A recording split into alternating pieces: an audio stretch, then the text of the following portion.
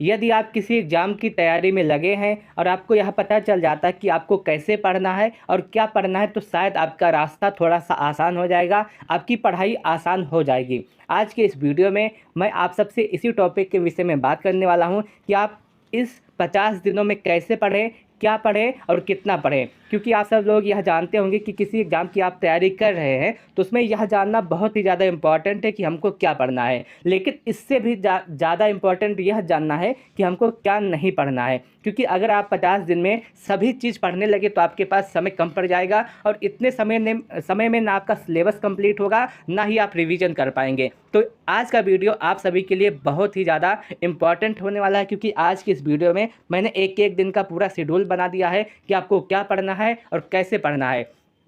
यदि आप इस वीडियो को फॉलो कर लेते हैं तो मैं आपसे वादा करता हूं कि आपको 100% आपका काम आसान हो जाएगा, आप सफलता की तरफ थोड़ा-सा आगे बढ़ जाएँगे। मैं इस बात को पूरे दावे के साथ कह रहा हूं कि आपको यह स्ट्रैटेजी, यह रणनीति आपको बहुत ही फ़ायदेमंद होगी। अगर आप इसको देख लेते हैं और इसी तरह फॉलो करते हैं तो आपको 100% निश्चित तौर पे सफलता मिलने वाली है। तो मैं उम्मीद करता हूं कि आप सभी लोग इस वीडियो को लास्ट तक ज़रूर देखेंगे। दोस्तों, यदि आपको यह वीडियो अच्छा लगता है तो आप इस वीडियो को लाइक कर सकते हैं। अपने दोस्तों के साथ इस वीडियो को शेयर करना ना भूलें।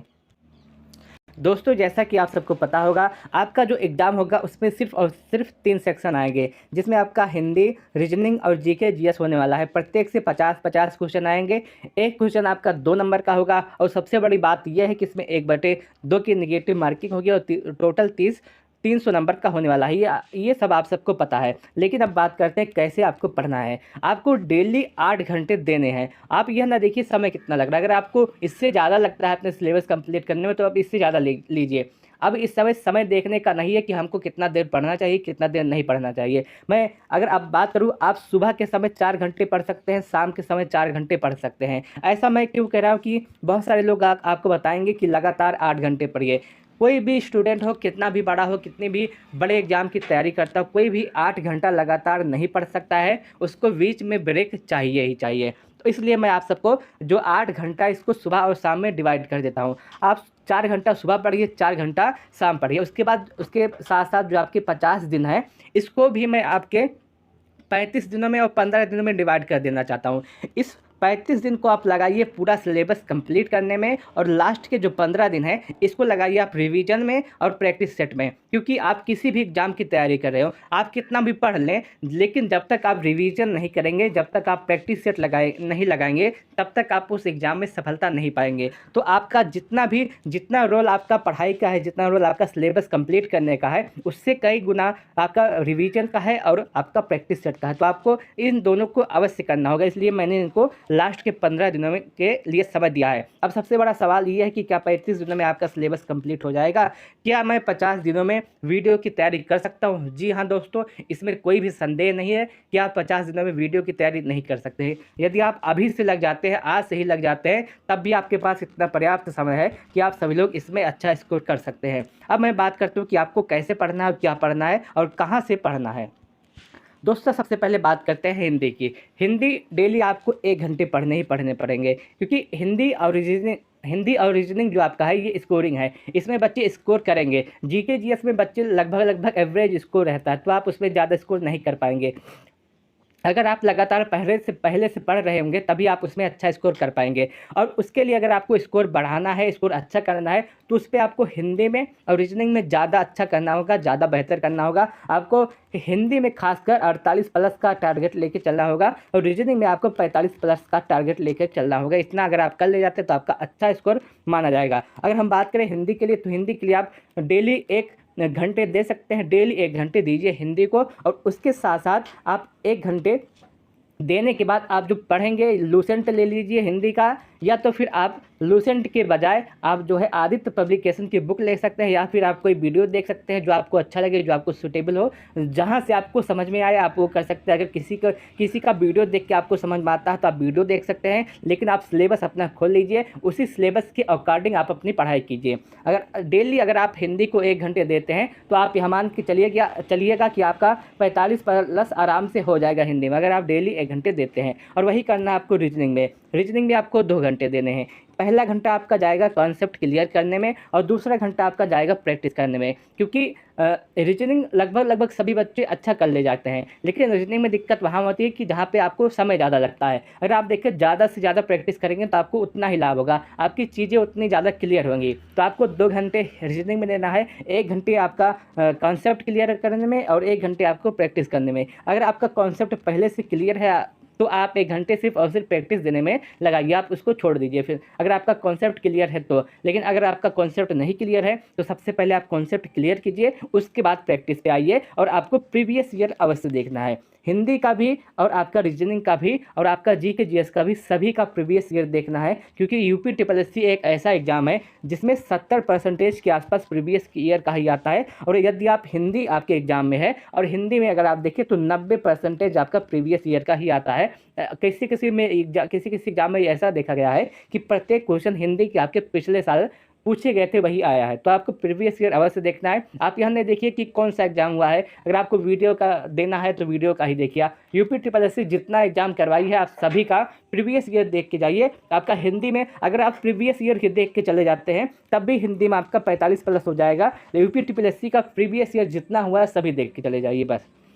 तो आपको अभी इतना करना है, आपको 1 घंटे देना है हिंदी को और 2 घंटे देना है रीजनिंग को, 1 घंटे जिसमें आपका प्रैक्टिस होगा और 1 घंटे कॉन्सेप्ट होगा। उसके बाद जो 1 घंटा बचता है सुबह के समय में, उसमें आप इन दोनों का प्रैक्टिस कर सकते हैं। आप देखिए प्रीवियस ईयर उठाइए, जो 1 घंटा लास्ट का बचा है सुबह के समय का, आप इसमें उठाइए हिंदी का प्रीवियस ईयर, उसको लगाइए। मान लीजिए जैसे आपने वर्णमाला आज पढ़ा, आपने वर्णमाला आज पढ़ा हिंदी का, तो आप देखिए प्रीवियस ईयर में वर्णमाला के कितने क्वेश्चन पूछे गए हैं, कैसे पूछे गए हैं और कहाँ से पूछे गए हैं। अगर आप एक बार सभी क्वेश्चन को देख लेते हैं तो उससे उसके बाहर आएगा ही नहीं, तो उसके बाहर जब आएगा ही नहीं तो आपके पास क्वेश्चन बचेगा ही नहीं, तो आप आराम से हल कर ले जाएंगे। उसके साथ साथ आप इसी 1 घंटे में रीजनिंग का भी प्रीवियस ईयर कर सकते हैं। ये आपका हो गया रीजनिंग का और हिंदी का पूरा कंप्लीट। अब बात करते हैं सबसे बड़े टॉपिक की, जीके जीएस की। जीके जीएस अगर आप देखें तो आप 35 दिन में कंप्लीट करने का पूरा प्रोसेस है, और 35 दिन में कंप्लीट करने के लिए मैं आपको 7-7 दिन का दिन बांट देता हूँ, 7-7 दिन 5 बार। अगर आप देखें 7 दिन इतिहास को दीजिए, 7 दिन भूगोल को दीजिए। अगर आप 7-7 दिन बांट के काम करेंगे तो आपकी पढ़ाई बहुत ही ज़्यादा आसान हो जाएगी और बहुत ही आसान तरीके से आपका पूरा सिलेबस कंप्लीट हो जाएगा और आपके पास इतना समय बचेगा कि आप रिवीजन भी कर पाएंगे। अगर आप देखें 7 दिन में यदि आप इतिहास और भूगोल कंप्लीट कर सकते हैं तो आपके पास बहुत ही अच्छा विकल्प है, आपका पूरा कंप्लीट हो जाएगा। दोस्तों आपको पूरा नहीं पढ़ना है, एक तरफ से पूरा बिल्कुल भी नहीं पढ़ना है कि आप एक तरफ से बुक उठाए और एक तरफ से सब कुछ पढ़ने लगे, ऐसा नहीं करना है। आपको देखना कि कहाँ से पढ़ना है, क्या पढ़ना है और कैसे पढ़ना है। इसके लिए मैं कल एक वीडियो लाऊंगा, उसमें मैं आपको जीके की पूरी जानकारी दूंगा कि पिछले साल जो आपका एग्जाम हुआ था वहाँ से कहाँ से किस टॉपिक से आपके क्वेश्चन पूछे गए थे। उसके साथ साथ यह भी बताऊंगा कि आपका जो एग्ज़ाम होने वाला है 27 और 26 तारीख को, उसमें कौन कौन सा इंपॉर्टेंट टॉपिक रह सकता है और यूपी ट्रिपल एससी किस टॉपिक से क्वेश्चन पूछता है। तो अगर आपके पास वो सारे टॉपिक हो जाएंगे तो आपको पढ़ाई करने में आसान हो जाएगी। मैं इस बात की पूरी गारंटी लेता हूँ। कल मैं जो आपको वीडियो दूंगा जिसमें मैं सभी इंपॉर्टेंट टॉपिक बताऊंगा कि आपको इसको पढ़ के जरूर जाना है। यूपी ट्रिपल एससी का जो फेवरेट टॉपिक है जीके के सेक्शन में, वो आपके बताने वाला हूँ। अगर आप इसी टॉपिक को पढ़ के चले जाते हैं तब भी आपका 30 से 35 क्वेश्चन आराम से हो जाएगा जीके के सेक्शन में। तो आप कल का वीडियो जरूर देखिएगा जिसमें मैं आपको बताने वाला हूँ इतिहास में आपको क्या पढ़ना है और कितना पढ़ना है। आपको सभी नहीं पढ़ना है क्योंकि अब आपके पास इतना समय नहीं है कि आप सभी पढ़ें और प्रत्येक एक तरफ से पूरा पढ़ें, क्योंकि अगर आप एक तरफ से पूरा पढ़ने लगेंगे तो इतिहास ही कंप्लीट करने में आपके 35 दिन चले जाएंगे। तो आपको ऐसा नहीं पढ़ना है। कल के वीडियो में आप देखेंगे कि आपको क्या पढ़ना है, कैसे पढ़ना है। अगर बात करते हैं 7 दिन के, स्टार्टिंग के 7 दिन के, तो इसमें आप इतिहास को लीजिए, भूगोल को लीजिए, इसको पूरा कंप्लीट कर लीजिए। आपका 7 दिन कंप्लीट हुआ। 7 दिन कंप्लीट होने के बाद अगर आप देखिए आपका इतिहास का पूरा पोर्शन कंप्लीट हो गया और जियोग्राफी का पूरा पोर्शन कंप्लीट हो गया। अगले 7 दिन आप देखिए करंट अफेयर को दीजिए और स्टैटिक को दीजिए। ये दोनों अगले 7 दिन में कंप्लीट कर लीजिए। इसके अगर स्टैटिक और करंट अफेयर कंप्लीट करने में आपको 8 दिन लग जाता है तब भी आपको कोई दिक्कत नहीं होने वाली, तब भी आपका कंप्लीट हो जाएगा, आराम से हो जाएगा। उसके अगले 7 दिन आपको देना है यूपी स्पेशल को और इसके साथ साथ संविधान को। अगले 7 दिन आप यूपी स्पेशल और संविधान को दीजिए और उसके बाद अगले 7 दिन आप अर्थव्यवस्था को, कंप्यूटर को और साइंस को दीजिए, क्योंकि तीनों जो है छोटे-छोटे टॉपिक है, एक-एक दिन में 2-2 दिन में कंप्लीट हो जाते हैं। तो आप देखेंगे सिर्फ़ 28 दिन में ही आपका पूरा जीके का सेक्शन कंप्लीट हो गया। इसके अलावा कोई आपको जीके में नहीं पढ़ना है। बस इतना ही पढ़ लेते तो आपके लिए पर्याप्त है। सिर्फ़ और सिर्फ़ 28 दिन में आप देखेंगे आपका पूरा जीके का सेक्शन कंप्लीट हो गया है। लेकिन आपको कंप्लीट करने के बाद अगला जो 7 दिन है, इसमें जो आप पढ़े हैं पूरा, जो आप पढ़े हैं इसको रिवीजन करना है और इसी का जो आप पढ़े हैं इसी का प्रीवियस ईयर क्वेश्चन लगाना है 7 दिन में। आप देखिए अगर 28 दिन में आप पूरा सिलेबस कंप्लीट कर ले जाते हैं और उसके बाद 7 दिन में आप पूरा रिवाइज़ कर ले जाते हैं तो आपके लिए कितना अच्छा होने वाला है। अगर आप देखिए अगर आपको किसी टॉपिक को कंप्लीट करने में 1 दिन ज़्यादा लगता है तभी आपको कोई दिक्कत नहीं होने वाली है। मान लीजिए आप इतिहास को, भूगोल को 7 दिन में नहीं कंप्लीट कर पाते, 8 दिन लगता है तब भी कोई दिक्कत नहीं है। तब आपको रिवीजन का जो है उसमें 1 दिन कम करना पड़ेगा। लेकिन आपका पूरा सिलेबस इस आधार पे अगर करेंगे तो ख़त्म हो जाएगा। अब मान लेते हैं कि आपका जो पूरा सिलेबस है वो 35 दिन में कंप्लीट हो गया है। 35 दिन में पूरा आपका सिलेबस कंप्लीट हो गया है। अब बचता है आपका 15 दिन। आपको इस 15 दिन में कुछ नहीं करना है, सिर्फ़ और सिर्फ़ शेष 15 दिन में आपको सिर्फ़ इतना करना है, कम से कम 20 से 25 आपको प्रैक्टिस सेट लगाने हैं। इस बचे 15 दिन में कम से कम 20 से 25 प्रैक्टिस सेट लगाने हैं और इसको सही से एनालिसिस करना है और आपको रिवीजन करना है। जो ये टॉपिक आपके हैं इसको, हिंदी को, रीजनिंग को, सभी को रिवीजन करना है। उसके साथ-साथ आपको ज़्यादा से ज़्यादा प्रीवियस ईयर क्वेश्चन लगाना है। आप यह मान के चलिएगा कि आप सुबह 1 सेट लगाए, लास्ट के 15 दिनों की बात है।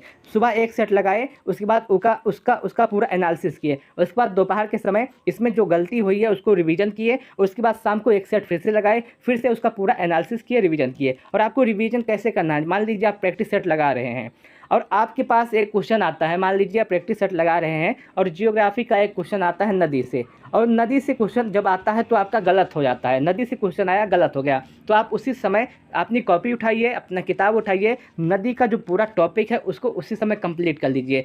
अब आप मान के चलेंगे नदी से एक क्वेश्चन गलत हो गया है, लेकिन जब उसको रिवीजन कर लेंगे तो अगली बार आप देखेंगे कि नदी से कम क्वेश्चन गलत होंगे, और यही आपको करना है और यही सही तरीका होता है पढ़ने का। मान लीजिए आप प्रैक्टिस सेट लगा रहे हैं, इसमें आपका इसमें आपका इतिहास से कुछ गलती हो गई। मान लीजिए एक प्रैक्टिस सेट लगाएं और इसमें कांग्रेस से गलती हो गई, कांग्रेस का अधिवेशन कहाँ हुआ था, कांग्रेस का स्थापना कब हुआ था, तो आप कांग्रेस का एक क्वेश्चन गलत हुआ, तुरंत उठाइए, तुरंत कांग्रेस को पूरा कंप्लीट कर लीजिए। उसी समय कांग्रेस पूरा कंप्लीट कर लीजिए तो आप देखेंगे कि कांग्रेस वाला जो आपका टॉपिक है वो भी पूरा क्लियर हो गया। तो आपको इस आधार पर पढ़ाई करनी है लास्ट के 15 दिनों में। तो सबसे पहले अगर आप इस आधार से पढ़ाई करते हैं तो आपका रिवीजन भी होगा, प्रैक्टिस सेट भी होगा और आपके क्वेश्चन भी कम से कम गलत होंगे, और इसी आधार पर आपको पढ़ाई करनी है। और लास्ट के दिनों में ऐसे ही पढ़ाई की जाती है। तो ज़्यादा से ज़्यादा आपको लास्ट के दिनों में प्रैक्टिस सेट लगाना है और उससे पहले आपको सिलेबस कंप्लीट करना है, और सिलेबस आपको कम से कम 35 दिन में कंप्लीट करना होगा। 35 दिन में अगर आप कंप्लीट कर ले जाएंगे तभी आप लास्ट के 15 दिनों में रिवीजन कर पाएंगे और प्रैक्टिस सेट लगा पाएंगे। और किसी भी एग्जाम की अगर आप तैयारी करते हैं, अगर आप उसमें रिवीजन नहीं करते हैं, प्रैक्टिस सेट नहीं लगाते हैं, तो आप यह मान के चलिएगा वो एग्ज़ाम आपसे अभी दूर है। बिना प्रैक्टिस सेट लगाए, बिना रिवीजन के कोई एग्ज़ाम पास नहीं होता है, और जो पास करता है बहुत ही ब्रिलियंट होता है।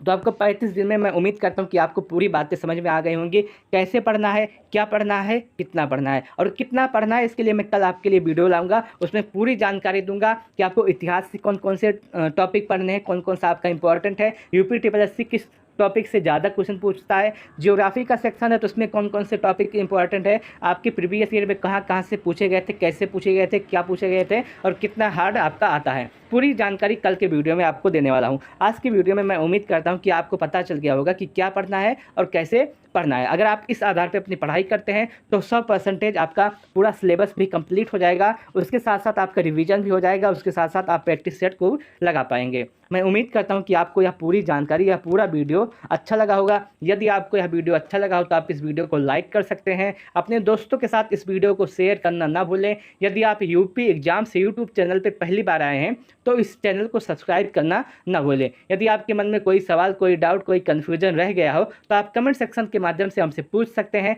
मैं आपके प्रत्येक कमेंट का जवाब अवश्य दूंगा। वीडियो को लास्ट तक देखने के लिए आप सबका बहुत बहुत धन्यवाद।